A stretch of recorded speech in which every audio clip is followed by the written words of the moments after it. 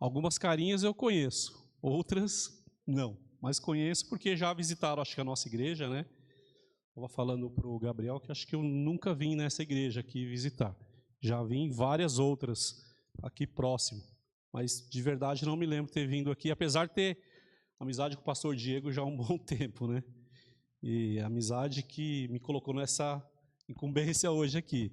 Me ligou meio que já quase um segundo tempo, falou, você precisa socorrer a gente lá, porque ele está viajando, né? E acho que tinha um outro irmão também que ficou responsável aí pela EBD. Bom, eu não sou pastor, né? Apesar de alguns me cumprimentaram ali como pastor, não sou pastor, até faço um curso lá no Logos, na faculdade, né? De me aprimorando um pouco mais na palavra de Deus, acho que é bom para todos fazerem isso.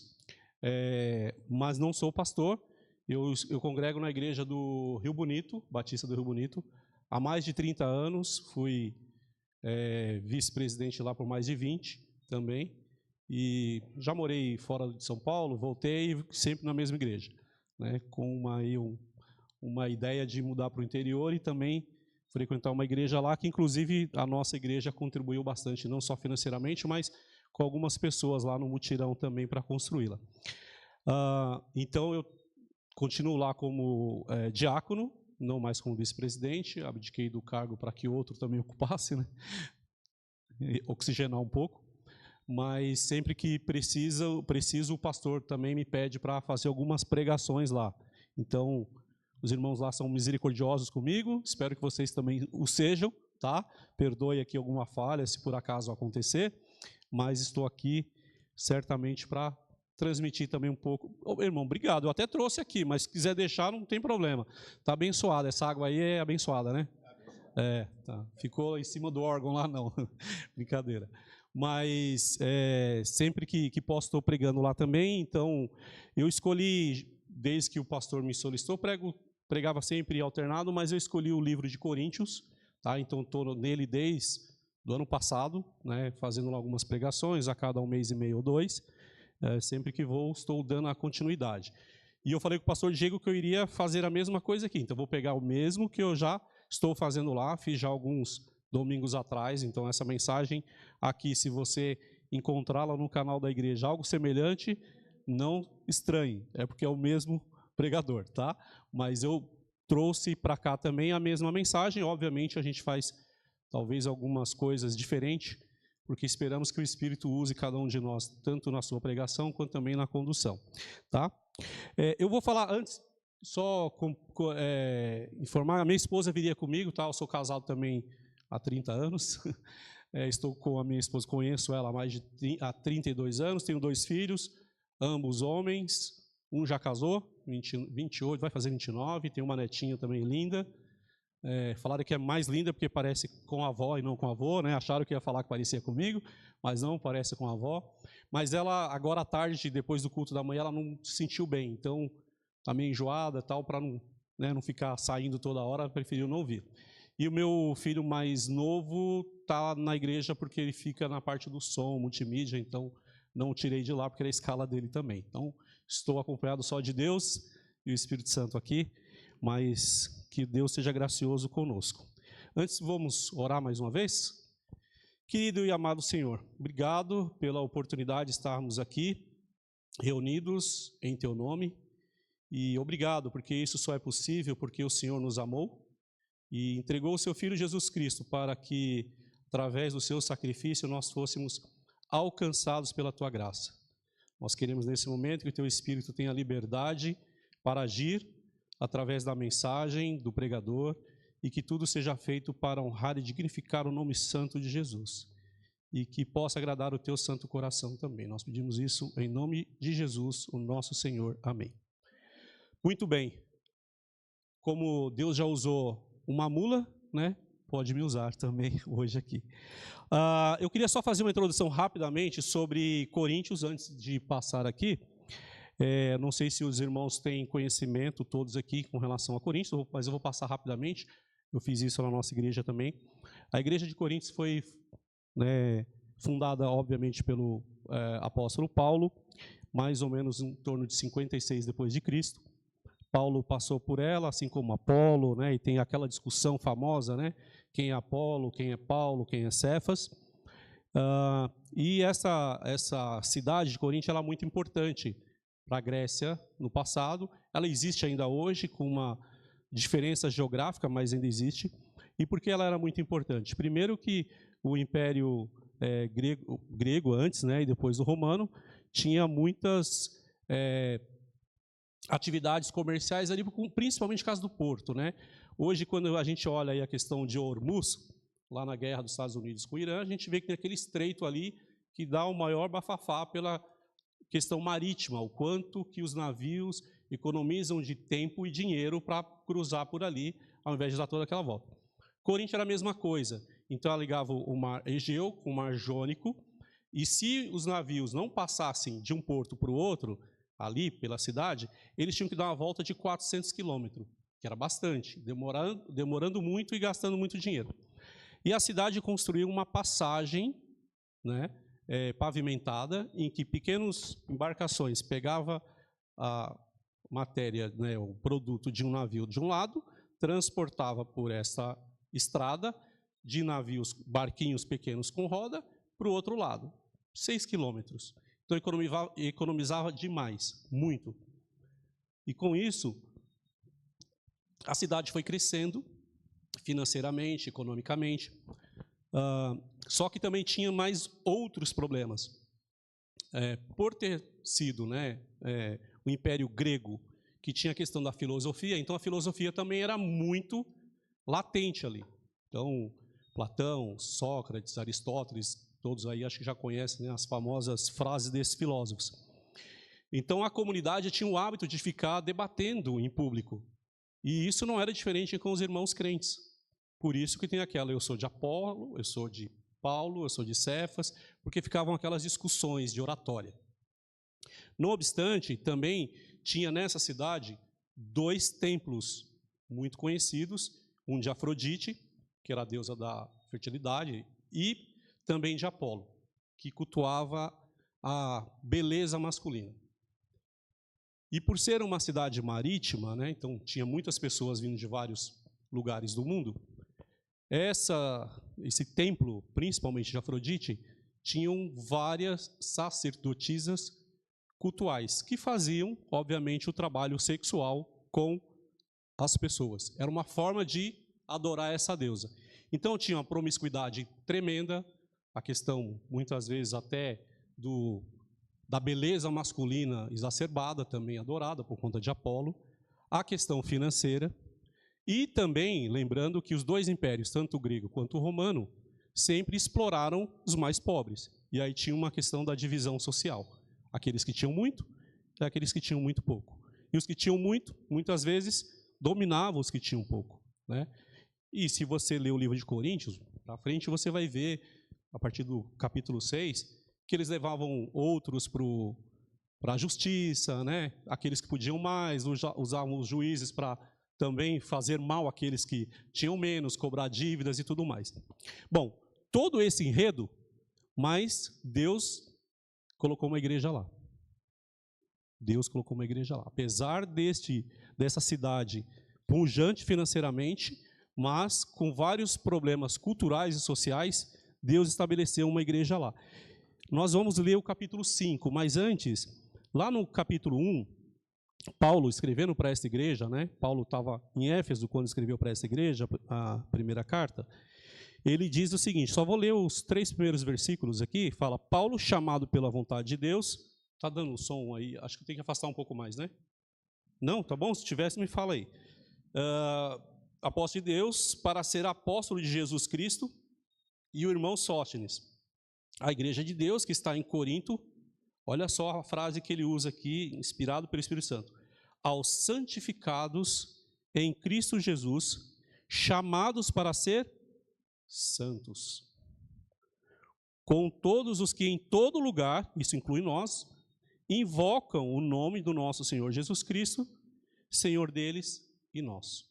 Então, apesar de todo o problema que tinha naquela cultura, naquela sociedade, Deus estabeleceu uma igreja e Paulo fala, olha, o próprio Jesus, né, que me incumbiu como apóstolo, me colocou, né, como apóstolo para que a igreja fosse fundada, ou seja, vocês fossem também chamados de santos. E vocês sabem que a palavra santo não quer dizer santo aquelas imagens, são separados. Então, nós somos separados. E quando Paulo vai tratando com essa igreja, ele vai exatamente tratando esse ponto, porque a igreja, apesar de estar naquele mundo, naquela perversidade, naquele ambiente, a igreja tinha que ser diferente. Ela tinha que ser santa. Era uma posição que ela tinha, porque o próprio Cristo, e aí ele coloca no versículo 3, graças a vós outros da parte de Deus, nosso Senhor e Pai do Senhor Jesus Cristo, sempre dou graça a meu Deus a vosso respeito, a propósito da sua graça, que vos foi dada em Cristo Jesus. Então Paulo já deixa claro logo no início aqui, que aquela igreja, apesar de estar naquela situação, naquele ambiente, ela é santa. E quem está na igreja é um santo. E aí ele começa a tratar de vários comportamentos da igreja. A carta fala basicamente de disciplina cristã, não só de disciplina, perdão, conduta cristã, e vai falar de disciplina também. E aí a nossa ilustração de hoje, pode voltar aqui, vocês não estranhem que eu coloquei essa imagem lá também, as crianças adoraram, os adultos talvez não sei.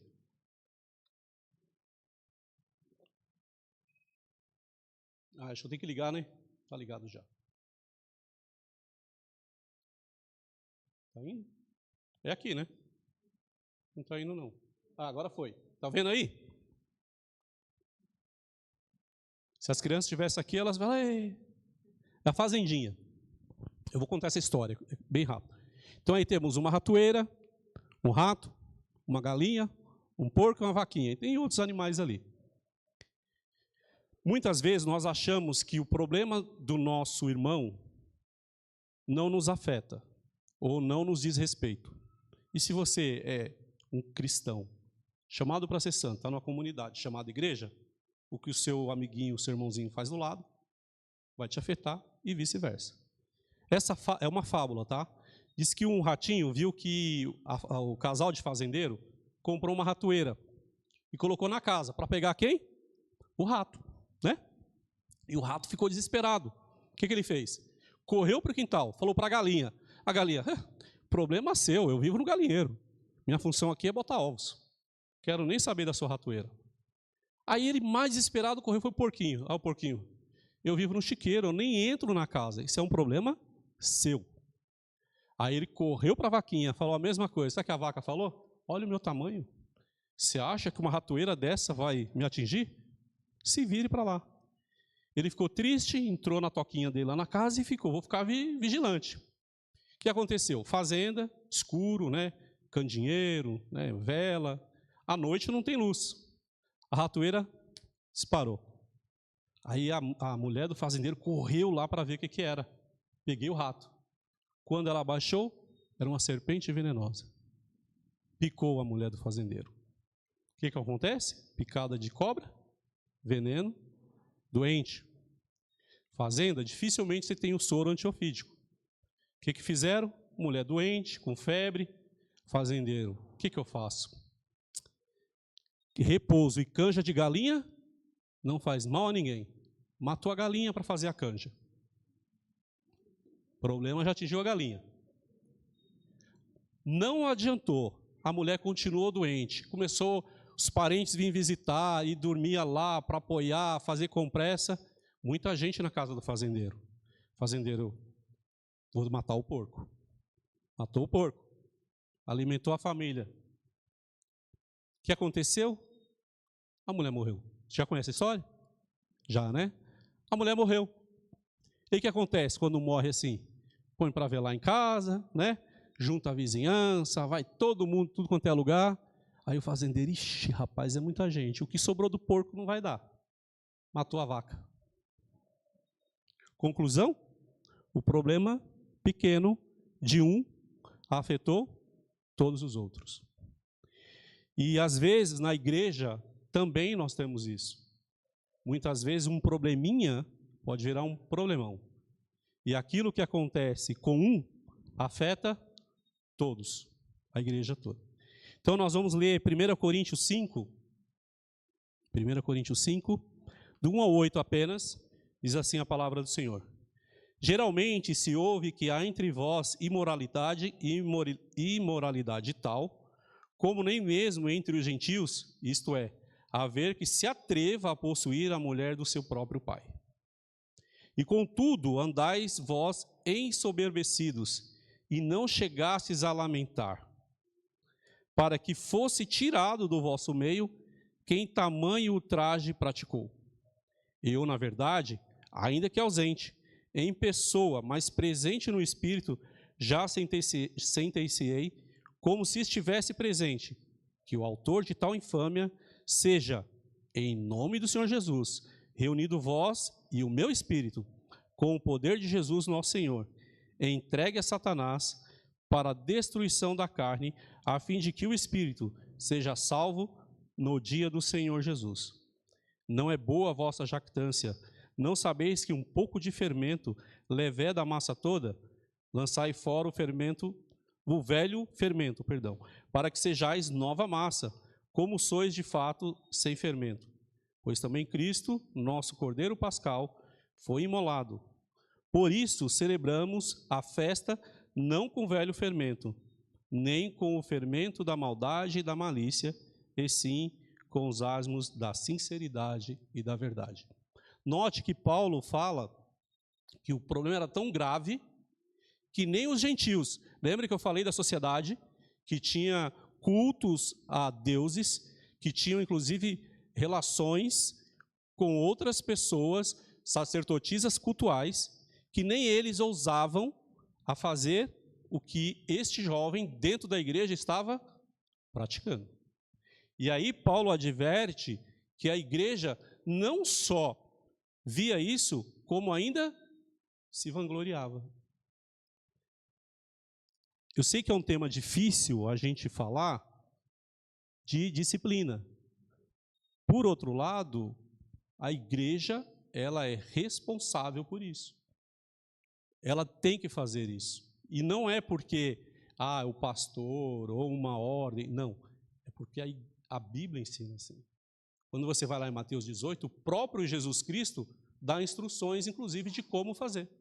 Né? E aqui, quando a gente fala que o problema de um atinge todos, a igreja estava sendo defamada. A igreja que deveria ser diferente, não estava sendo. Ou até diferente para o pior. Né? O testemunho que ela deveria dar, como a gente viu lá no capítulo 1, ser santa, separada, não estava. E se você lê 1 Coríntios e vê, inclusive quando a gente fala da ceia, né, que alguns estavam doentes e mortos, começa daqui. Porque o pecado estava se alastrando por dentro da igreja, né, e ninguém estava tratando. E aí tem essa questão cultural, financeira e tudo mais. Então, a igreja, ela é responsável, ela é exortada a manter a santidade. Né? Então, aqui está a figura de uma criança, porque normalmente você disciplina, ensina mais a criança, né?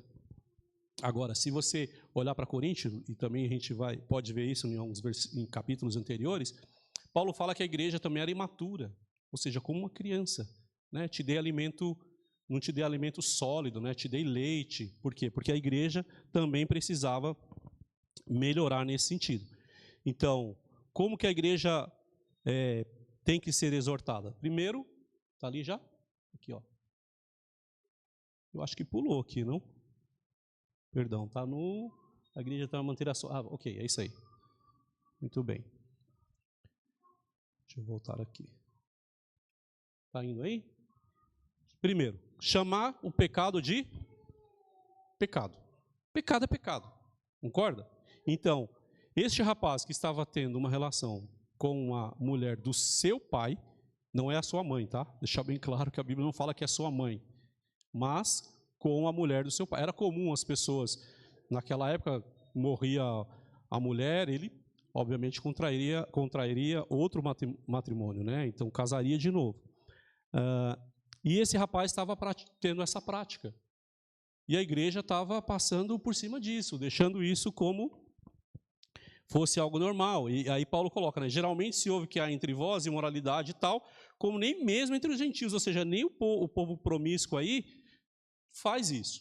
né? E o judeu tinha lá, Levítico 18, por exemplo, que já falava, né? Não descobrirá a nudez da mulher do teu pai, é a nudez do teu pai, é como se ele estivesse ofendendo o próprio pai, né?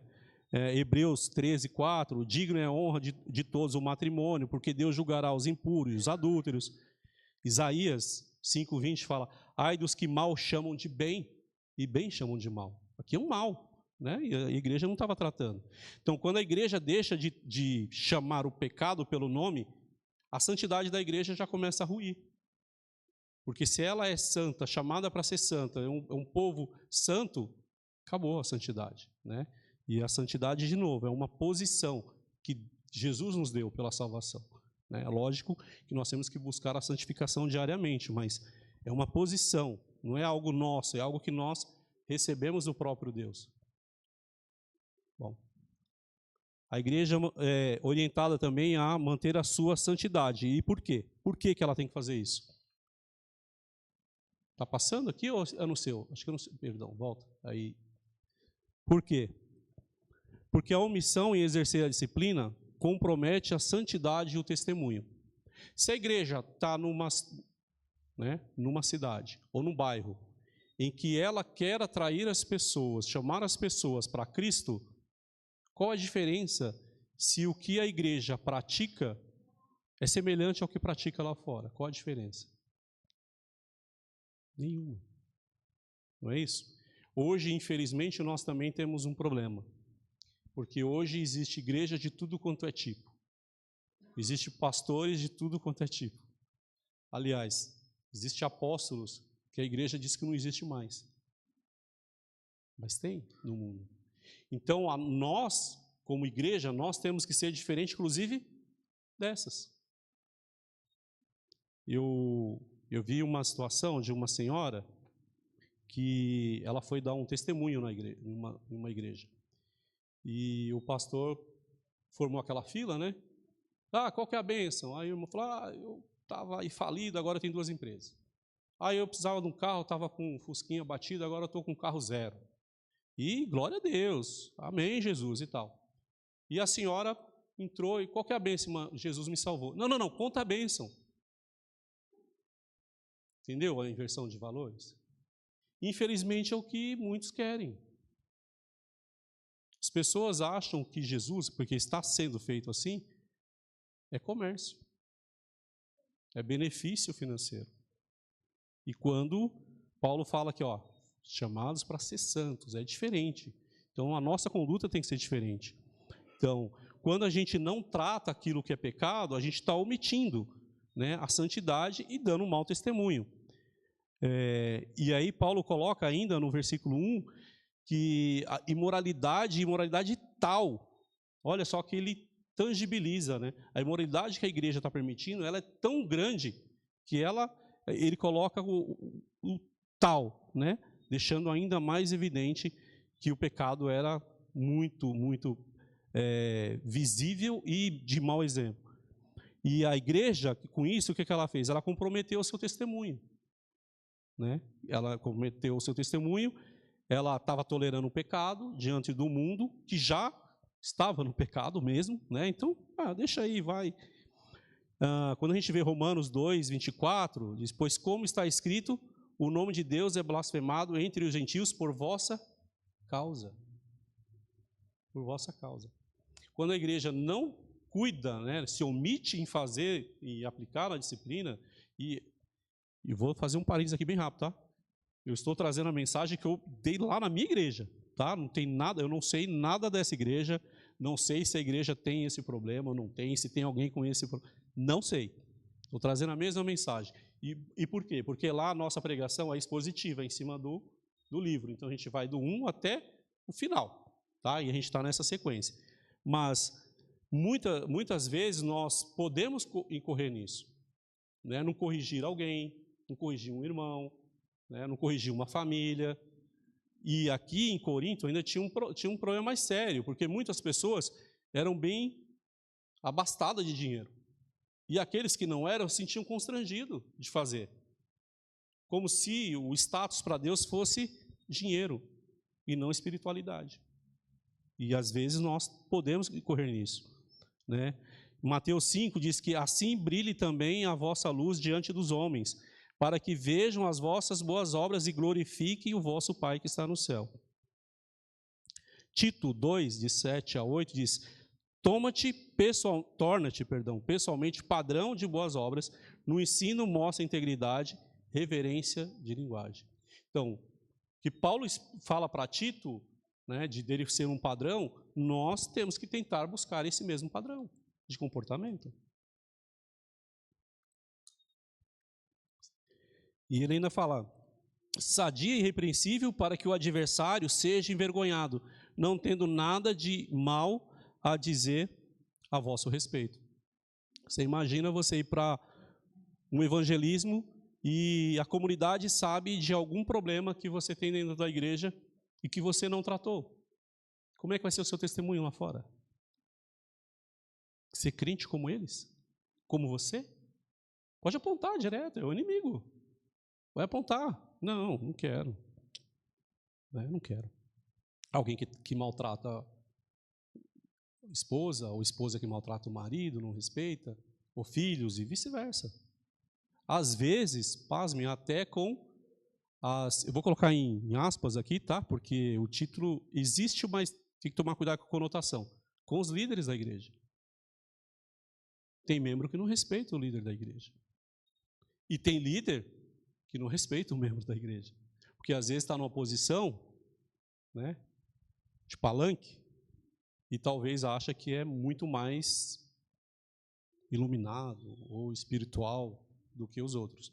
Óbvio, quem ensina, quem prega, estudou, esmera-se, pelo menos espera que seja assim, né, e talvez tenha um pouco mais de conhecimento. Mas isso não dá direito a faltar com respeito, falar corretamente, né, tentar trazer a pessoa à sua realidade. A igreja aqui também, ela trocou a santidade requerida por Deus pela imoralidade mundana. Sexo aberto lá de qualquer jeito.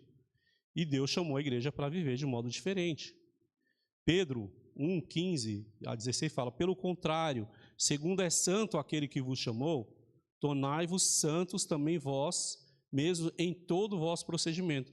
Porque está escrito, aí dá para completar, né? Sede santos, porque eu sou santo. Né? Santos, parênteses rápido. Meu filho fala que, por conta desse versículo, você tem que ser santista. Brincadeira. Mas é sede santos porque eu sou santo. Né? É isso que o próprio Deus fala. Hebreus 12, 14, segui a paz com todos e a santificação, sem a qual ninguém verá o Senhor. Então nós temos que buscar essa santificação como igreja. A igreja deixou-se moldar pela cultura e a sociedade pagã. A igreja não pode ser moldada pelo mundo, ao contrário.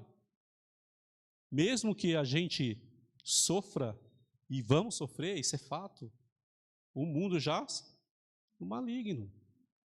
Não tem o que mudar. O próprio Cristo já falou, o mundo jaz no maligno. Mas tende bom ânimo. Eu venci o mundo. É isso. Né? A gente não passa muitos perrengues, vou falar aqui no Brasil, com muitos irmãos em outros países.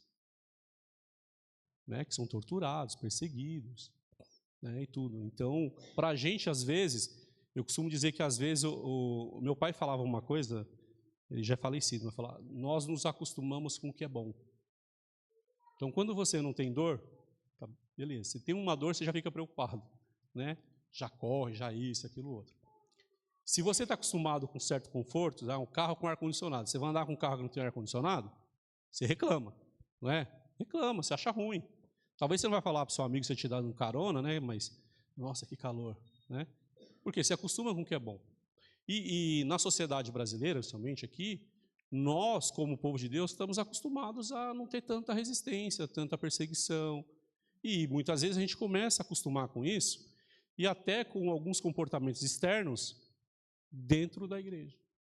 E a gente não presta atenção. E a gente tem que tomar cuidado, porque daqui a pouco isso torna-se rotina, aquilo que é pecado não é mais, aquilo que não podia agora pode, e por aí vai. E não é ser legalista, tá? Longe disso, não é ser legalista. E a gente vê Davi, né, que foi lá no templo e comeu os alimentos lá que estava reservado para a oferta. Comeu. Jesus curou no sábado, né? Então, A gente tem que tomar cuidado com as proporções também, né? Muito bem. Outra coisa, Paulo coloca aqui que essa decisão dele, em termos de disciplina, ele coloca que ele não estava presente, que estava em Éfeso, mas que ele queria que a igreja participasse com ele. Né? Não era uma decisão dele, ele queria que a igreja tivesse essa noção. Já coloquei aqui, né? Comprometeu a santidade. Você que passou ou passei? Obrigado. Então, aqui a omissão compromete a santidade. Por quê? Porque a partir quando fala aqui em Mateus 5, vós sois sal e luz. Se você é sal, é para salgar, né? É que esse sal lá do Israel tem, além de salgar, tinha outras propriedades minerais, né? Mas óbvio, ele perde a sua função. E a luz serve para dar direção. O Miá, quem tem carro, falei do carro, o carro precisa do farol ali, né? Para você dar uma olhada no escuro. Tá vendo a ratoeira disparou no escuro lá, a mulher botou a mão? Se estivesse claro, ela via a cobrinha, né? Não viu a cobra porque estava no escuro. Então, a gente tem que tomar cuidado para que a nossa santidade não seja comprometida pela omissão da disciplina. Né? Temos que fazer isso, temos que ser sal, tem que ser diferente. Você disciplina seu filho, o vizinho talvez não. Mas é um problema dele, você tem que fazer o que Deus ensina. A igreja também. Falar em disciplina em igreja hoje é difícil. Não sei se aqui já teve casos, mas nós já tivemos alguns lá. De tratar disciplinas, de ter assembleia, de ter até exclusão. E você sabe que hoje, dependendo do lugar, da pessoa e da igreja, vai até para a justiça, né? Vai até para a justiça. Tem pessoas querendo levar para a justiça isso. Ainda bem que a nossa legislação ainda deixa a parte do púlpito, né? Assim como lá no Senado, no plenário, imune a isso, porque senão estava bem difícil para os pastores. Quando Paulo fala, só um ponto rápido aqui da disciplina, esse texto aqui, lá na igreja, inclusive, algumas pessoas me perguntaram depois, mas quando fala entregue a Satanás, dá uma conotação pesada, né? Olha, que entregue a Satanás, não parece que tipo tá na voga agora, né? Excomungando, né? Excomungando a pessoa. Mas note que fala assim, entregue a Satanás para a destruição do corpo e a alma seja salva. Quando a gente olha também a obra, quando fala lá de Apolo, Cefas e Paulo, ele fala das obras. Nós somos cooperadores das obras, né? E cada um vai dar conta da sua obra. Alguns podem ter prata, ouro, palha, madeira e depois no final o fogo vem, lambe tudo e alguns mesmo tendo palha pode passar queimado, né? Mas salvo. Por quê? Porque a salvação não é algo que nós atestamos ou não. Isso é uma prerrogativa de Deus com a pessoa. E um salvo pode pecar? Sim ou não? Nós pecamos todo dia. Pecamos todo dia, até em pensamento. Né? Se fosse assim, Deus já tinha consumido todos nós. Mas o que se espera do salvo? Que ao pecar ele se arrependa. E se ele não se arrepender, o outro salvo tem que ajudá-lo a fazer isso. Né? E a disciplina, ela sempre visa a melhora da pessoa, né? A conduta, não é para excluir e jogar fora. Quando a gente fala de entregue a Satanás, dá para lembrar de algumas pessoas que foram entregues a Satanás na Bíblia, né? Lembra de um? Começa com J. Jó. Jó foi entregue a Satanás. Ele pecou? Não, mas Deus permitiu. Né? Só não pode tirar-lhe a vida. Mas ele sofreu. O próprio Jesus foi entregue a Satanás, de certa forma, para ser tentado, né? Usou Judas, usou a crucificação, apesar dele querer persuadir Jesus para uma outra situação. Mas também, todos nós estamos, né, sujeitos a ele. Aqui, Paulo fala, olha, porque o pecado tem consequência. Não tem como você dar um murro numa parede com toda a força e não quebrar alguns dedos. Então, o pecado traz consequências, né? E você tem que tomar cuidado com isso. Então, aqui não é pecou, foi disciplinado ou foi excluído da comunidade da igreja, essa pessoa não é mais salva. Não. Não é prerrogativa da igreja atestar a salvação da pessoa. Agora, ela está em falta. E por estar em falta, foi disciplinada ou foi excluída. E aí ela tem que se acertar com Deus. E depois com a igreja. Né? E Deus é quem sabe se ela de fato é salva ou não. Não somos nós. Pode passar mais um?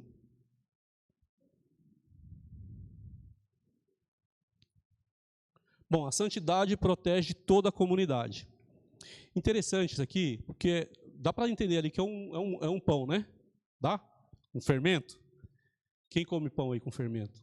Todo mundo, né? No Brasil, acho que todo mundo. São poucos que comem lá o pão asmo ou pão sírio, que é sem fermento. E Paulo não está recriminando colocar o fermento no pão, tá? Não é isso. Mas o que ele está colocando aqui é o fermento da comunidade pagã, gentílica, que estava entrando na igreja e transformando a igreja de forma diferente do que Deus queria. Né? Então, o versículo 6 fala, não é boa a vossa jactância, não sabeis que um pouco de fermento leveda toda a massa? Então, o fermento muda a massa, óbvio. Né? Então, se você coloca, que alguns colocam, Jesus mais alguma coisa, já viu isso? Ah, você precisa aceitar Jesus para ser salvo. Só que você precisa fazer obras. É errado fazer obras? Não. Mas se a sua fé para a salvação se baseia nas obras, é errado. Você está mudando o que Deus quer que nós façamos, né? Salvo pelo sacrifício de Jesus. Deve ser por conta do jogo, né? Tudo bem, faz parte. Estamos no mundo, tá vendo? Tudo isso nos afeta, né? Ó, teve que mudar o som, eu tenho que falar um pouco mais pausado, e o nosso ouvido tem que ser filtrado. Tudo afeta. Gálatas 5:9 diz, um pouco de fermento leveda toda a massa. Lá em Êxodo, né, quando fala da Páscoa e do Cordeiro, fala, 7 dias comereis pães asmos, tirareis o fermento das vossas casas. Era uma ordem, né, dada ao povo judeu, que ele tinha que tirar fermento. Pelo que eu pesquisei, alguns judeus ainda praticam isso, né? Poucos, né? Porque não tem mais aquele culto, né? Mas muitos ainda fazem isso, fazem cabanas, né? No quintal. Eu já vi aqui em São Paulo que alguns montam cabana na sacada do prédio para relembrar, né, a Páscoa lá, a passagem, quando saiu do Egito e tudo mais. Ervas amargas e tudo mais. Então, o pecado tolerado nunca permanece isolado. O pecado ele sempre traz uma consequência, sempre traz algo mais, sempre traz alguma coisa. Às vezes até uma mentira, né? Cara, a pessoa quer cobrir aquele pecado, ela traz uma outra mentira. Ou quer alguém para ajudar, né, a apoiar aquela sua defesa, aquela... E eu posso falar, porque nós passamos alguns casos desse lá, de pessoas que pegam alguém para, né, apoiar, não, está errado, não é isso, não é aquilo. Ah, mas a palavra diz isso. Não, mas é outro tempo. Não existe outro tempo para Deus, o tempo é o mesmo, né? Então nós temos que ter esse cuidado. Pode passar mais 1, 2, 3. A santidade é a coerência entre posição e prática. Quando fala de lançar fora o velho fermento, e fala que Cristo é o nosso Cordeiro Pascal. E a partir do momento que Cristo, né, sofreu por nós, foi o nosso Cordeiro Pascal, então a coisa velha nossa, né, ficou para trás. Nós agora somos nova criatura. Corinto, de novo, a sociedade tinha um comportamento diferente mesmo. Tinha essa questão da filosofia, a questão financeira, escravos e tudo mais, os cultos pagãos ali, templos. E o que Paulo está chamando a atenção aqui, olha, acabou, passou isso. Você agora tem que andar para este lado. Né? Você tem que mudar. É outra posição que você está. Quando Cristo nos salvou, ele nos colocou em outra posição. Lá em 2 Coríntios 5,17, ele traz inclusive o seguinte: se alguém está em Cristo, é nova criatura. Efésios 5, 25 a 27, Cristo amou a igreja para apresentar a si mesma igreja gloriosa, sem mácula. Ou seja, nós éramos pecadores, perdidos, Deus nos resgatou, assim como os irmãos de Coríntios, chamados para ser santos, e devemos continuar como santos, né? Separados. Óbvio, a nossa santificação vai continuar. Então nós temos que ter a coerência entre a nossa posição e aquilo que nós praticamos. Eu não posso falar que sou de Deus, pertenço a Jesus, sou salvo por Jesus e continuar com o pé no mundo. Não dá. Um pé lá e outro cá. Dizem que quem está lá, um pé lá e outro cá, já viu aquela história? Está em cima do muro, né? O muro já é do mundo, não é nosso. Quem está em cima do muro já está do outro lado, né? Não está na igreja. Salmo 24, 3 fala: quem subirá ao monte do Senhor? Quem é limpo de mãos e puro de coração. Então tem que ter essa pureza. Hebreus segue a paz com todos e a santificação, sem a qual ninguém verá Deus. Então, qual a nossa posição? De santo. Qual que é a prática que nós temos que fazer? A busca da santificação. Então, a posição e a prática têm que estar alinhadas. Ela não pode ser diferente. A minha posição é de santo, de salvo, eu tenho que buscar a santificação como salvo. Então, coerência entre prática e posição e prática. E aí nós vamos para as nossas aplicações.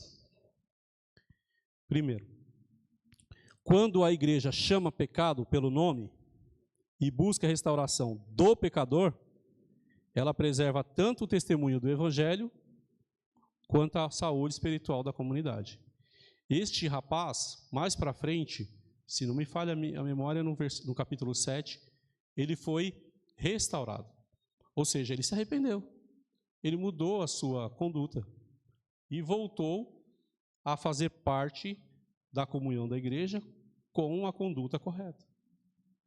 Mas Paulo teve que advertir. Se você olha só um pouquinho o versículo 9 do mesmo, capítulo 5, Paulo fala: já em carta vos escrevi que não vos associeis com os impuros. Aí ele vai falando, né, das práticas aqui, dos impuros. A Bíblia, né, o nosso cânon, tem duas cartas de Coríntios, que é chamada primeira e segunda. Pelos historiadores, estudiosos, a primeira é a segunda, e a segunda é uma quarta.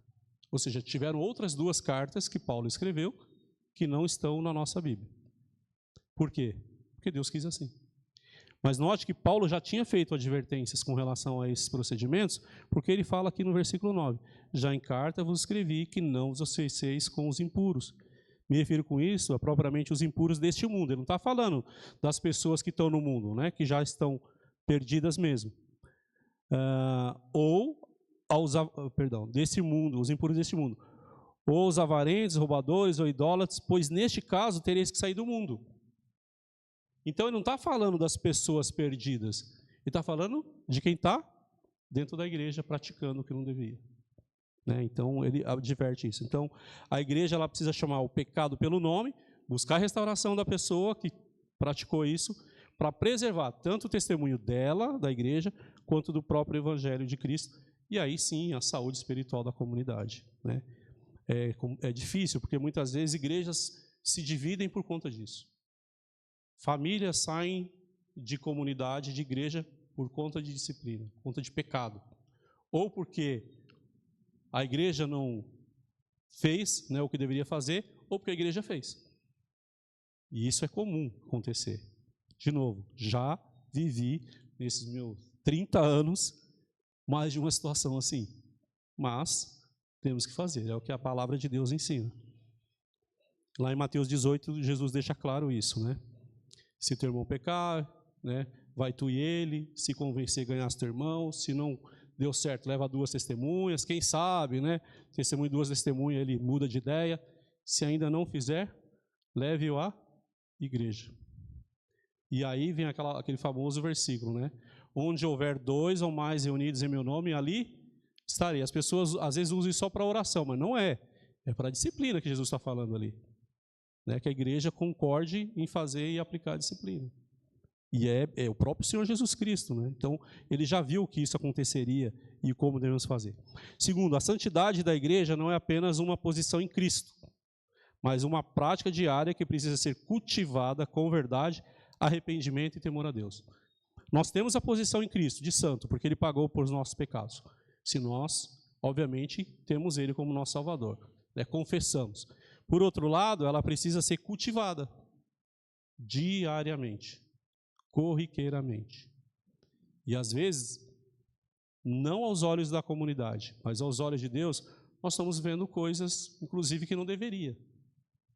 A mídia hoje tem um negocinho chamado celular, então, que terrível, né? E eu não sei, bom, eu não tenho rede social, né? Mas é uma prerrogativa minha pelo cargo que eu exercia há um tempo atrás, que a empresa pedia recomendava que não tivesse. E nunca me fez falta, mas certamente tem muita gente que tem, tudo bem. Mas eu não sei se você já viu algumas pessoas que falam, às vezes até com aquela faixa, né? 100% Jesus, não sei o quê, mas a prática não diz nada disso, né? Nada disso. Acontece. Então, a prática, a posição tem que vir acompanhada da prática. E se pertencemos ao Cordeiro, que no caso é Cristo, né? Que foi sacrificado por nós, nossa vida e nossa comunhão devem refletir sinceridade, pureza e fidelidade ao Senhor. O próprio Cristo pede isso, né? Deus fala, sede santo, porque eu sou santo, então nós devemos buscar isso. Quando fala que nós somos separados, chamados para fora, temos que buscar ser assim, né? Então, você pertence a Cristo? Se você pertence a Cristo, óbvio que você tem que fazer o quê? Buscar seguir em comunhão com Ele. Sem isso, não podemos vencer, porque muitas vezes o pecado nos separa de Deus, né? E aqui em Coríntios, acho que é o 13, né? Fala de que muitos, por conta disso, muitos estão fracos e doentes, né? E não é que é praga, não, mas é porque o pecado vai corroendo a pessoa, o pecado vai fazendo mal para a pessoa, e as pessoas fracos e doentes. Aí Paulo ainda acrescenta, e muitos que já morreram, né? Dormiram, né? Mas morreram, porque o pecado traz consequência. E às vezes um pecado pode trazer consequência para uma comunidade inteira. Aqui estava acabando com o testemunho da igreja de Corinto. Muito, por conta do pecado de um irmão, que a igreja não tratou, pelo menos até aqui. Depois ela deu os passos, é o que dá a entender no restante da leitura. Amém? Tem alguém vem aqui agora para encerrar? Ou não? Eu posso encerrar aqui? Eu encerro, então? Então vamos orar mais uma vez. Você pode colocar em pé, por favor? Orar sentado, em pé, ajoelhado, para Deus é a mesma coisa, né? O importante é você estar em reverência a Ele, né? Já viu aquela história dos 2 irmãos, né? Que o pai manda fazer uma coisa, não vou. Vai e faz. O outro, vai lá. Vou sim, pai, mas não vai, né? Então, vamos orar. Amado Senhor, obrigado pela Tua palavra, por este momento aqui em família, porque pertencemos todos à família universal do Senhor, aquela resgatada, salva e comprada com sangue precioso de Jesus Cristo. Que o Senhor nos ajude a buscar viver de modo digno da vocação que o Senhor nos deu e que a nossa posição como santos possa ser acompanhada da nossa prática na busca da santificação. Nos ajude a enxergar aquilo que precisamos e também a executar aquilo que o Senhor deseja. Nos ajude, porque nós somos limitados e carecemos muito e muito do Teu Santo Espírito. É em nome de Jesus que nós pedimos e agradecemos. Amém.